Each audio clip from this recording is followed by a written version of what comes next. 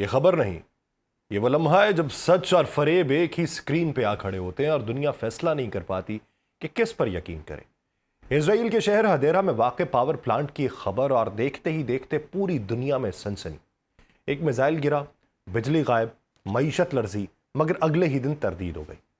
तो क्या ये सब झूठ था या सच को इतनी महारत से छुपाया गया कि वो खुद एक कहानी बन गया? ये वो सवाल है जो आज की रात तक हम पर मुसल्लत है, क्योंकि जब जंग सिर्फ मैदान में नहीं मालूमात में भी लड़ी जाए तो हर खबर एक हथियार बन जाती है, हर तरदीद एक नई कहानी को जन्म देती है और हर खामोशी अपने अंदर एक राज छुपाए होती है। हम सिर्फ एक वाकया नहीं खोलेंगे, हम इस पूरे खेल को समझने की कोशिश करेंगे जहां मिसाइलों से ज्यादा खतरनाक अफवाहें होती हैं और जहां एक खबर पूरी कौम की नफ्सियात बदल सकती है। आप सब पर सलामती हो, मैं यासिर रशीद हूं और आप देख रहे हैं सुनो न्यूज। नाज़रीन, 9 मार्च 2026 को सोशल मीडिया और बाज़ खबर रसाई इदारों पर खबर गर्दिश करने लगी कि इजराइल के शहर खुजैरा में वाक़ मुल्क की सबसे बड़े बिजली घर औरात रॉबिन पे एक बैलिस्टिक मिसाइल गिरा, जिससे तल अबीब समेत कई इलाकों में बिजली मुकम्मल तौर पर गायब हो गई। लेकिन हकीकत कुछ और। 10 मार्च 2026 को इजरायली सिफारत खाने ने बाज़ाब्ता तौर पर इस खबर की तरदीद करते हुए इसे गैर मुसद्दिका और जाली खबर करार दे दिया। उनके मुताबिक इजराइल का कोई बिजली घर तबाह नहीं हुआ, ना ही तल अबीब में मुकम्मल बिजली बंद हुई। दिलचस्प बात यह है कि इजरायली मीडिया ने खुद इस खबर की तस्दीक नहीं की और ना ही इजरायली इलेक्ट्रिक कॉरपोरेशन ने कोई बयान जारी किया। तो क्या यह खबर झूठी थी? पूरी तरह नहीं। असल हकीकत यह है कि 3 मार्च 2026 को ईरानी मिसाइल हमलों ने इजराइल के जनूबी इलाके में तवानाई की तंसीबात को निशाना बनाया, जिसके नतीजे में 8000 से जायद इमारतें बिजली से महरूम हो गई। यह वो वाकया था जिसने इजराइल की तवानाई की सलामती पर पहली बड़ी जरब लगाई। लेकिन खुजैरा वाला वाकया इससे मुख्तलिफ है। 9 मार्च को औरात रॉबिन पे हमला होने की खबरें गर्दिश करने लगी और ये खबरें इतनी तेजी से फैली कि इन्होंने पूरी दुनिया को हिलाया। उसकी वजह सिर्फ ये थी कि औरात रॉबिन कोई आम बिजली घर नहीं है, ये इजराइल की तवानाई की रीढ़ की हड्डी है जो 2590 मेगावाट बिजली पैदा करता है और मुल्क की तकरीबन 20% बिजली यहीं से आती है। अगर ये वाकई तबाह हो जाता तो इजराइल की पूरी मईशत मफलूज हो जाती। लेकिन खबरों की तरदीद के बावजूद इस वाक़े ने जो सवाल उठाया वो बड़ा अहम है।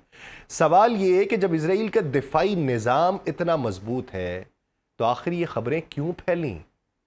बिजली क्यों गई? क्या ये महज अफवाह थी या इसके पीछे कोई मंसूबाबंदी थी? यहां पर हमें फॉल्स फ्लैग के तस्वर को समझना होगा।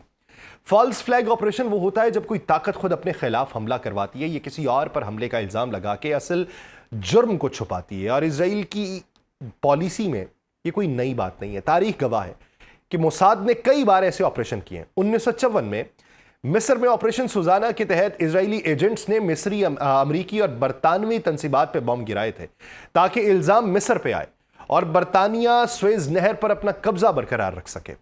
1967 में 6 रोजा जंग के दौरान इजरायली तैयारों ने अमरीकी बहरी जहाज USS लिबर्टी पे हमला किया, जिसमें 34 अमरीकी मल्लाह मारे गए ताकि अमरीका मिस्र के खिलाफ जंग में शामिल हो जाए। और हाल ही में 2025 में ईरान ने दावा किया कि इजराइल अमरीका में धमाका करके ईरान पे इल्जाम लगाने की कोशिश कर रहा था, जिसे एक दोस्त मुल्क की इत्तला पर नाकाम बना दिया गया। तो फिर क्या खुजैरा का वाकया भी कोई फॉल्स फ्लैग ऑपरेशन हो सकता है? यह मुमकिन है। इजराइल चाहता है कि ईरान को बैनुल-अक़वामी सतह पर मजीद तनहा किया जाए। अगर यह साबित हो जाए कि ईरान ने जानबूझ के शहरी तंसीबात को निशाना बनाया तो आलमी राय आमा ईरान के खिलाफ किसी हद तक होगी। इसलिए ये खबरें फैलाई गई कि ईरान ने इजराइल का सबसे बड़ा बिजली घर तबाह कर दिया।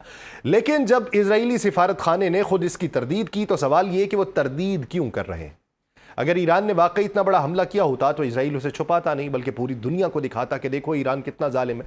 इसलिए ये खबरें गालिबन खुद इजराइल की तरफ से फैलाई गई प्रोपेगेंडा है ताकि ईरान के खिलाफ बैनुल-अक़वामी हिमायत हासिल हो। अब अगर हम फर्ज कर लें कि हमला हुआ है तो उसके असरात क्या होते? अगर औरात रॉबिन तबाह हो जाता तो इजराइल की मईशत को $10 अरब से ज्यादा का नुकसान होता। 3.2 मिलियन लोग बिजली से महरूम होते, अस्पताल जनरेटर्स पे चलते, सर्जरियां मुलतवी होती, मेट्रो और लिफ्ट्स बंद हो जाती, पानी की फराहमी मुतासर होती, ट्रैफिक का निजाम दरहम बरहम होता, माली मंडियां बंद होती, हाईटेक सनतें ठप होती और एक दिन में $10 अरब का नुकसान होता। यह वो तबाही है जो किसी भी मुल्क को घुटनों पर ला सकती है। इजराइल ने वावेला मचाया, लेकिन उससे भी बड़ा नुकसान इजराइल की नफ्सियात को होता। वो इजराइल जिसने हमेशा अपने आप को नाकाबिले तस्खीर कहा, वो जिसने आयरन डॉम, डेविड स्लिंग और एरो 1, 2, 3 जैसे जदीद तरीन दिफाई निजाम बनाया, अगर उसके सबसे बड़े बिजली घर पे मिसाइल गिर जाए तो उसकी साख खाक पे मिल जाए, अवाम का अपनी हुकूमत पर एतमाद उठ जाए, यही सबसे बड़ी इजराइल की शिकस्त थी। अब जरा तारीख पे नजर डालिए कि इजराइल ने खुद कहां कहां ऐसे हमले किए हैं। इजराइल की पूरी फौजी हिकमत अमली प्री एम्प्टिव स्ट्राइक के ऊपर मबनी है, यानी पहले हमला कर दो ताकि दुश्मन हमला ना कर सके। लेकिन इस हिकमत अमली के साथ साथ इजराइल ने इंफ्रास्ट्रक्चर वॉरफेयर की भी एक मुकम्मल रिवायत डाली। 2019 में इजराइल ने शाम के शहर हल्ब में ईरानी हथियारों के डिपो पर बमबारी की, जिसमें ईरानी और इलाकी मलेशिया के मुतअद्दिद अफराद मारे गए। ये वो वक्त था जब इजराइल ने ऐलान किया कि वो शाम में ईरानी मौजूदगी को खत्म करेगा, चाहे उसके लिए कितनी ही बमबारी करनी पड़े। इजरायली तैयारों ने न सिर्फ फौजी तंसीबात को निशाना बनाया, बल्कि वो रास्ते भी तबाह किए जिनसे ईरान हथियार पहुंचाता था।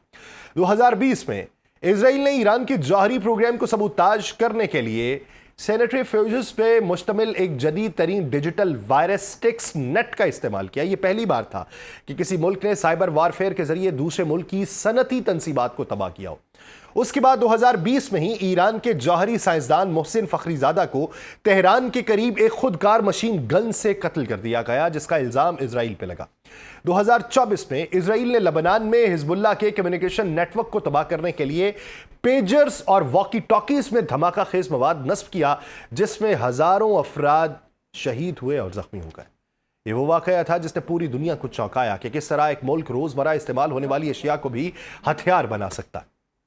2025 में इजराइल ने ईरान के सूबे इस्फहान में जौहरी तंसीबात पर ड्रोन हमला किया। 2026 के आगाज में तेहरान में एक रिहायशी इमारत पर बमबारी की, जिसमें मुतअद्दिद ईरानी कमांडर्स शहीद हुए। ये वो पूरी फहरिस्त है जिसमें इजराइल ने दूसरों के बुनियादी ढांचों, बिजली घरों, साइंसदानों और शहरियों को निशाना बनाया। और अब जब ईरान ने जवाबी कार्रवाई की है तो इजराइल वावेला मचा रहा है। यही वो अलमिया है जिसे जो बोगे वही काटोगे कहते हैं। ईरान ने यह रास्ता खुद नहीं बनाया, उसे इजराइल ने दिखाया कि कैसे जंग लड़ी जाती है। इजराइल ने बताया कि कोई भी तंसीब महफूज नहीं, कोई भी साइंसदान महफूज नहीं, कोई भी शहरी इलाका हमले से मुबर्रा नहीं। जब आप दूसरों के घर की लाइट बंद करते हैं तो आपको यह तवक्को नहीं रखनी चाहिए कि आपका घर भी हमेशा रोशन रहेगा। सवाल यह कि इजराइल इस अंधेरे से कैसे निकलेगा। उसके पास चंद ही रास्ते हैं। पहला रास्ता, वो ईरान पर मजीद हमले करे, मजीद बिजली घर तबाह करे, मजीद साइंसदान मार डाले, लेकिन उसका मतलब यह कि जंग को मजीद तूल देना, मजीद तबाही मचाना, खुद मजीद कमज़ोर होना। दूसरा रास्ता, वो आलमी बरादरी से मदद मांगे, लेकिन जैसा कि ट्रंप की मिसाल में देख चुके हैं कि जब आप खुद तन्हा हो जाएं तो मदद मांगने वाला कोई नहीं होता। तीसरा रास्ता, वो ईरान के साथ मुज़ाकरात करे, लेकिन उसका मतलब है अपनी नाकाबिले तस्खीर होने की साख को खैरबाद कहना। लेकिन क्या ईरान उसके साथ मुज़ाकरात करेगा? कतई तौर पे नहीं। इजराइल की सबसे बड़ी कमज़ोरी उसका छोटा साइज़ है।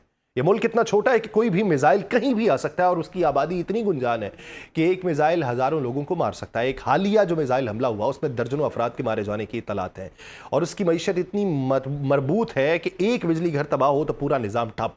दिफाई निज़ाम इतना महंगा है कि एक मिसाइल को रोकने में लाखों करोड़ों डॉलर्स खर्च होते हैं, जबकि ईरान सस्ते ड्रोन्स और मिसाइल से लाखों का नुकसान पहुंचा रहा है। ये वो गैर मुतनासिब जंग है जिसमें ईरान की महारत है। ईरान जानता है कि वो इजराइल को बराह रास्त फौजी मैदान में नहीं हरा सकता, लेकिन वो उसे मुआशी नफ्सियाती तौर पर थका सकता है।